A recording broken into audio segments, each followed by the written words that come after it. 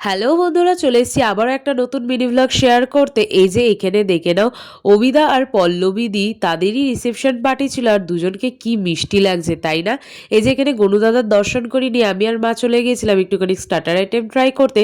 নিয়ে নিয়েছিলাম baby corn পকোড়ার সাথে ছিল কাবাব।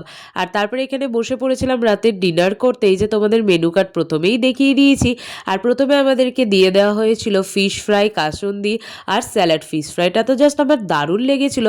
আর তারপর দিয়ে দিয়েছিল রুমালি রুটি আর ডাল মাখানি, যেটা আমি অলওয়েজ অ্যাভয়েড করি, কিন্তু মায়ের থেকে নিয়ে ট্রাই করেছিলাম, সেটাও খেতে জাস্ট দুর্দান্ত হয়েছিল। আর তারপরেই দিয়ে দিয়েছিল সাদা ভাত আর আমার অলওয়েজ ফেভারিট ভেটকি মাছের পাতুরি। আর তারপরেই চলে এসেছিল আমাদের মেন আকর্ষণ পোলাও আর চিকেন কষা, যেটা খেতে জাস্ট দারুণ হয়েছিল। আর তারপরে দিয়ে দিয়েছিল এখানে চাটনি, পাঁপড়, রসগোল্লাটা আমি খাইনি, আর নিয়েছিলাম সন্দেশ। আর স্টলে আইসক্রিম ছিল, আর সবার শেষে দিয়েছিল পান আর হজমোলা, যেটার আর ভিডিও নেওয়া হয়নি।